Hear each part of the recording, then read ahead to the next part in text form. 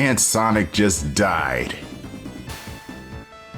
Hello everybody, welcome to part 5 of Sonic and Knuckles.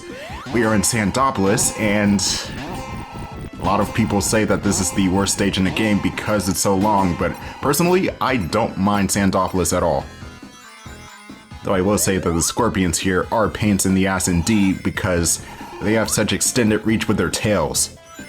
But other than that, I do finish the zone in about 9 minutes, with each act taking about 4 or 5. Hell, I think Lava Reef zone is even longer than Sandopolis, but nobody seems to ever complain about that. But that's besides the point. But what makes Sandopolis unique here? Well, you got the quicksand, and believe it or not, some of the quicksand, when you sink into it, it leads you to other parts of the level.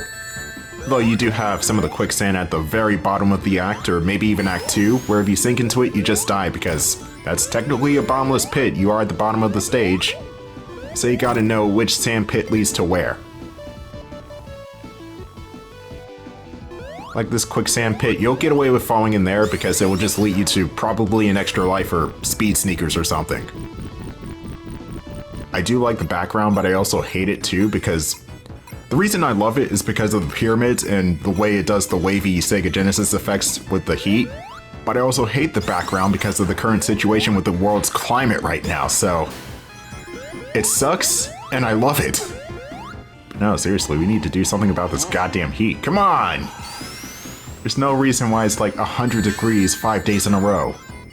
I know I'm in South Carolina, but come on, man. Hell, even in Pennsylvania, where I'm originally from, it's still 100 degrees. I don't know how that's happening. But I don't know how a lot of things are happening. It's just the way it is. But we have Sonic and Knuckles to make us happier. And Tails is there too. Oh great, now it's thundering. Well, let's wrap this recording up in 20 minutes, because I just spent like 2 minutes rambling about the climate. Should be getting closer to the end of Sandopolis. Again, rather long stage, but it's not too egregious, not like Lava Reef Zone. Oh, let's just turn to Supersonic so we can speed this up.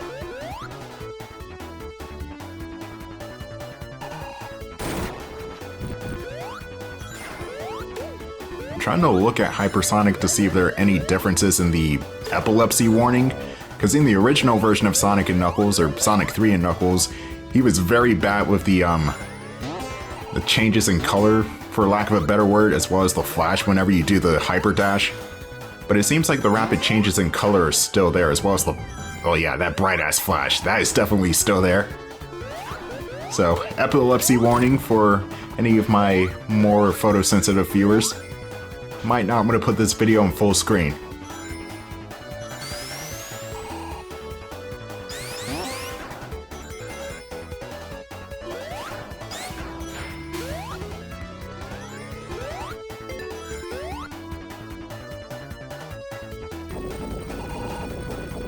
Oh yeah, this boss is tedious. I will concede in that. So, the rock golem here, you cannot damage him at all. So what you want to do is you want to lure him to the left side of the screen and have him jump into the sand pit. Should I speed it up? Should I let it play? Should I just sit here and wait with the... You know what? Let's just skip ahead a little bit because I just kind of sit here. You want the rock golem to get over to this part of the screen and either have him jump in the sand pit or knock him in yourself. Your choice.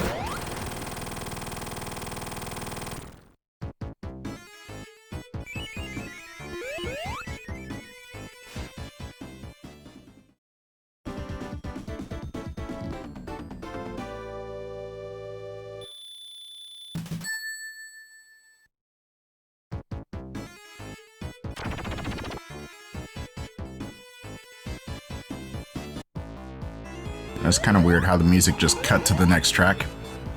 Anyway, here's Act 2. The gimmick here is that you have doors that you need to get through by flicking these switches. And you'll notice that the lights in the background will slowly fade until they start to dim and then turn off. Well, we're not at that point yet, but Eggman somehow captures a whole bunch of ghosts and places them in capsules, and Sonic frees them accidentally, so they'll eventually start to attack us, but that's only if the lights are completely off. and that's another gimmick to Sandopolis Act 2, which is actually kind of unneeded. I can see why people hate this act, mainly because of the ghosts, but otherwise it's not too bad. It's tedious, yeah, but the boss is at least not 2 minutes long like Lava Reef Zone is. You can actually defeat this thing in like 5 seconds if you want.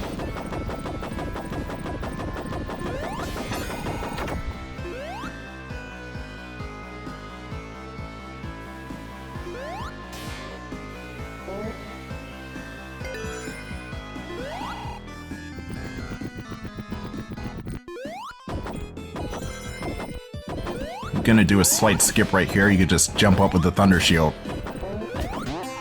Now I'm curious, are these ghosts actually related to the ones from Sonic Adventure 2? Because if that's the case, that would be badass. As you can see, these ghosts are getting a bit more agitated the more it gets dark. So let's flick this little switch right here, turn on the lamp, and we're good to go. Also, I have to be careful of crushers. There's plenty of those around here.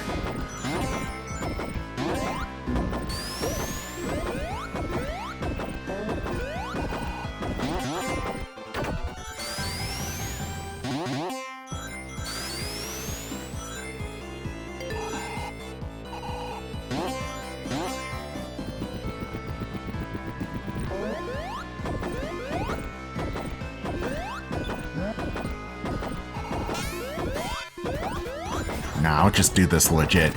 Now, you break that plug, and sand will fill up the whole room. You gotta get to the top fast, otherwise you'll get crushed. This room is not too bad as it is sort of like a practice round, but the next room, you gotta be quick.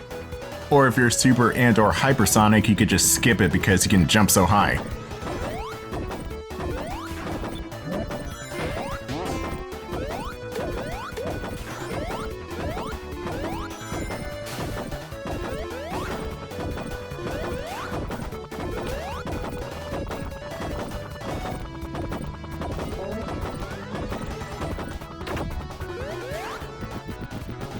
This song still does not sound right. I'm sorry, it just does not fit. Maybe it's the enhanced instruments or the sound font. It just does not click with me. They should have gone with better instruments, to be honest.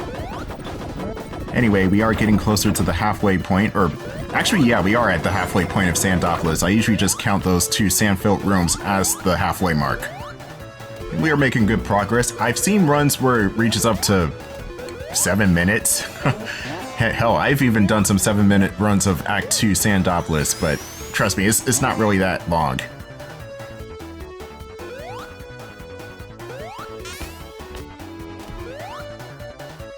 I always thought rappelling down these walls with this rope is pretty cool, but if you're Knuckles, you can pretty much just cheese the section by climbing on the walls.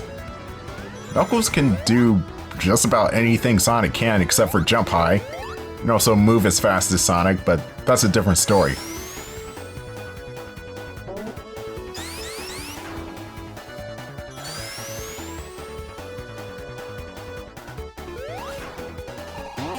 Another thing I'm wondering is when is the next Sonic game and what is it gonna be about? I keep hearing Frontiers 2, but I'm not sure if Frontiers is gonna get a direct sequel yet. Maybe in the future, but not as of now. I think it's going to be some sort of remaster or another spin-off or something. I really hope Sega gets around to that Sonic Advance collection, because I miss those games. Kind of like how Castlevania did it for their GBA and DS games, why not do it for Sonic? I mean, come on, the money's there. Anyway, here's the boss of Sandopolis, and I just completely destroyed him. Wow, stood no chance. Hypersonic is a madman, somebody stop him. What Eggman does is he walks to the left with this rock golem, which you have to jump into at the right angle for him to break apart, and then you have to hit his machine a bunch of times. Anyway, Lava Reef time! Now this is what I like to call the final ordinary stage of Sonic 3 and Knuckles. As things will rough up towards the finale, we got Hidden Palace and then Sky Sanctuary, which are basically just 1-act structures, and then there's Death Egg, which is 2 acts, but it's also the final zone in the game. But if you have the Chaos Emeralds or the Super Emeralds, all 7 of them, you will unlock an extra zone, which is basically a boss fight. One grand old boss fight. But we'll be seeing that in the next part. is a Lava Reef Zone. I'm honestly not a big fan of, not because of the surroundings or anything, or hell, even the music. I actually like the music to Lava Reef. It's kind of bland and generic, to be honest.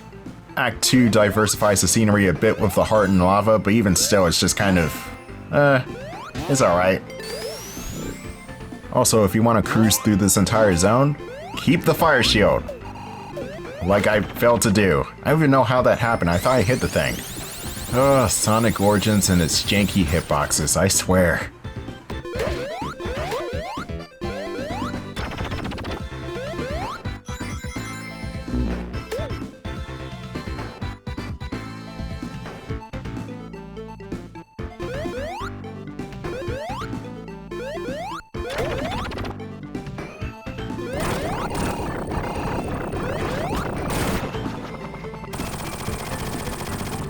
What was that machine's true purpose other than just destroy itself?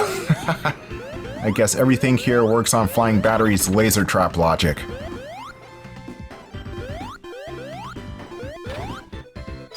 Tails, turn around! Holy crap.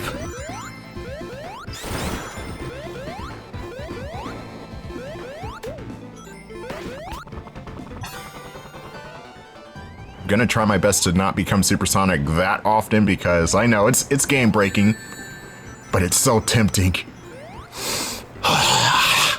And Tails is about to get crushed. Come on, man, do better. You just need an angry Tails that's willing to do whatever it takes, kind of like what was shown in Sonic Prime, even though that was kind of a different Tails, but even still. At least give me the Tails from Sonic Adventures 1 and 2. That take on Tails was badass because not only did he drive a mech, he beat Eggman down a couple of times. And while we're on the subject, I do have a good question for you. Who is your favorite Sonic character and why? Of course, mine's is Shadow, and for obvious reasons, his character is just badass, the king of badasses, and he doesn't take anybody's shit. Also, SA2 came out in a time of my life where I was relatively young. I was like 4 when SA2 came out, so... And Shadow was a bit more of a generational influence to me, as well as seems like a lot of people born in the late 90s and early 2000s. So yeah, that's my reason on why Shadow's a boss. And even Rouge and Blaze to a certain extent, those are my other 2 favorite characters. As well as, you might think I'm joking, but I'm really not. Agent Stone from the movies. Agent Stone is funny as hell. Look, if there was a way you can bring Agent Stone from the movies into the main Sonic game universe, I would rubber stamp that shit so fast. But I don't make the decisions, I'm just a Let's Player with 400 subscribers on YouTube. Thanks for the 400, by the way. It means much more than you know. Oh my god, this place is still going? Oh, I gotta talk about the gas batniks, because those are pretty annoying, especially if you get hit by them. And so, if you get caught in their smoke, yeah, you're catching the smoke, alright. If you get caught in their gas bubble, you won't get hit immediately, you'll just get drained of rings. But if you get hit by them themselves and you lose your rings and you get caught up in the gas bubble, you will just straight up die. It's because the smoke itself ignores invincibility frames. Anyway, here's the boss of Lava Reef Zone, or the mini-boss. I forgot, I think it's called Mega Hand or something stupid like that. Oh no, it's called Heat Arm, which is actually more of an appropriate name, but I kind of like Mega Hand better because of how stupid it sounds. Anyway, this boss has 2 attacks. The 2 tentacles that shoot out at you, as well as the hand itself, which will try to crush down on you. And you can't use the spin dash method, you'll just get yourself hurt. And I think there are some glitches where you just straight up die if you get caught underneath the hand and it crushes down. Sometimes you die immediately, sometimes you just lose your rings. It's really weird how that happens. I think it depends on the height of the character. Yeah, I'm looking it up right now. It's mainly a Tails issue because he's slightly shorter than Sonic and Knuckles. But also, if you are ducking and trying to do the spin dash and it crushes down, you will die immediately no matter what anyway. Any other time as Sonic and Knuckles, you just take the hit and lose rings. Anyway, Act 2 of Lava Reef Zone. I do like the blue, but I still think this is a boring stage. Which is a shame too, because I really like the aesthetic here. And those moving platforms kind of remind me of washing machines. Does anyone here see washing machines? Because I do. Eggman wants his laundry extra hot.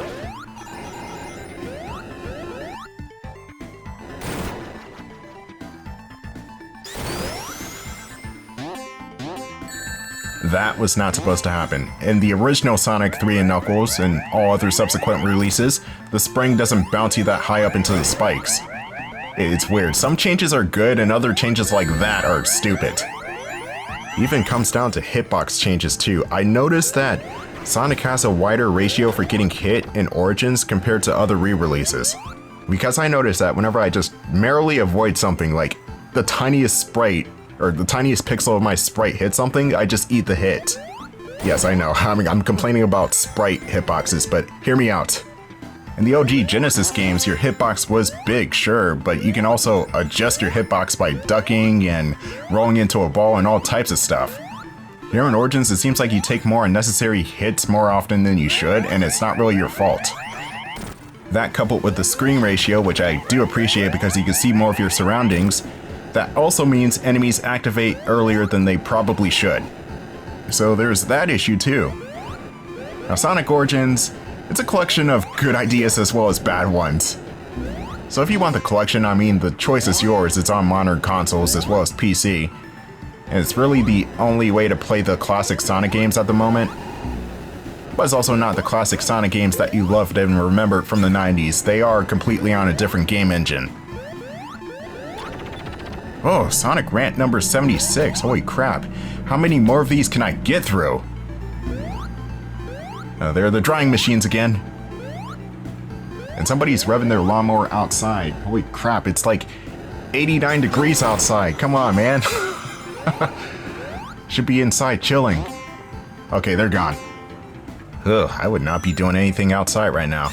I always thought those ramps were cool. They just kind of fling Sonic along, but it's also not quite 3D, but kind of 3D at the same time. Sonic 3 likes to do a lot of that visual trickery. The Chaos Emerald stages as well as Death Egg has that visual trickery effect going on. We will be seeing that in a couple of videos. Holy crap. The next video is the last video, but a couple of zones from now. As Sonic 3 comes to a close, which I'm sad about because Sonic 3 and Knuckles, one of my favorite games of all time. If not my favorite, actually.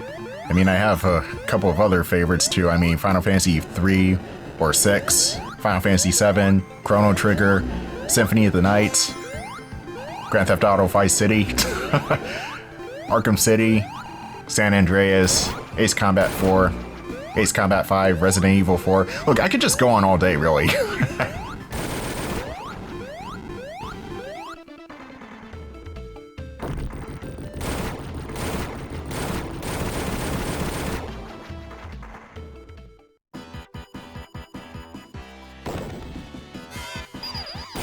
Oh, sweet Jesus, Eggman, what are you doing? Stop! Stop! The good old dog is taking things a bit too seriously at this point, and he's gonna shoot missiles towards you.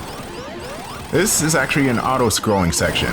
You want to be quick as this lava pit will turn into a bottomless one, and you will die instantly if you fall down.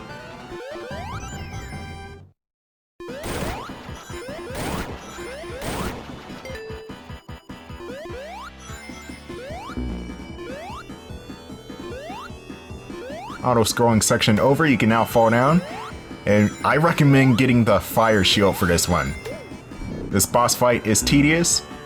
You cannot hit Eggman yourself, you're gonna have to rely on the spikes in order to damage him. He's gonna come up from the lava river and tilt the river downwards. And all you have to do is just jump over the spikes and have him do himself in. And get this. The boss does not take a standard 8 hits to take down, he takes around 14. That means he's stronger than most other bosses in the whole entire damn game. Even stronger than Death Egg Robot. Possibly. And also, if you don't have the fire shield, then good luck. These platforms are way smaller than they look. And sometimes the spike balls will overlap with the platforms, so you have to jump extra carefully.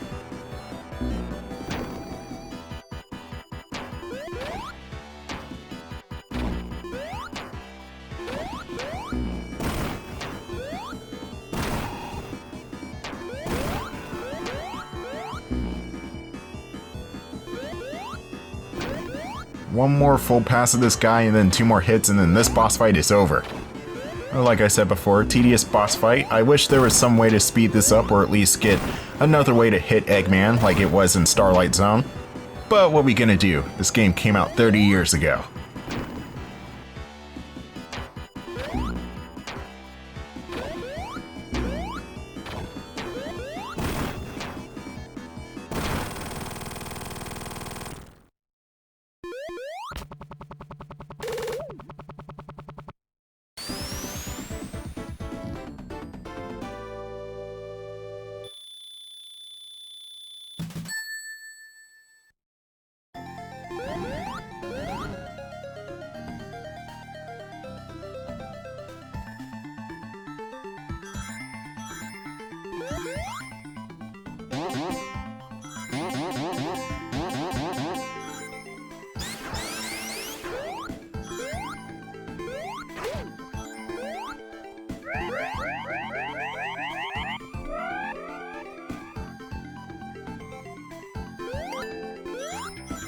Here's the boss fight we've been looking for since part 1 of this shindig. It's Knuckles the Echidna.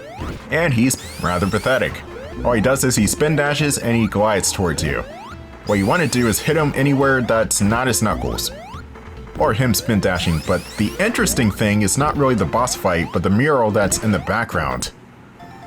What does it signify? That tapestry could mean a whole bunch of different things, honestly. Either the final boss of this game or Sonic Adventure.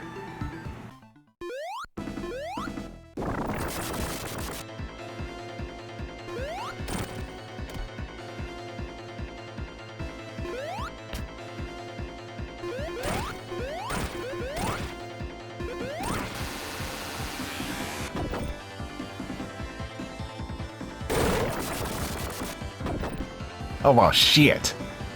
Good going, Knucklehead. Oh, looks like he's got a plan. Stay tuned for the final part of Sonic 3 and Knuckles where we take the fight back to Eggman and retrieve the Master Emerald.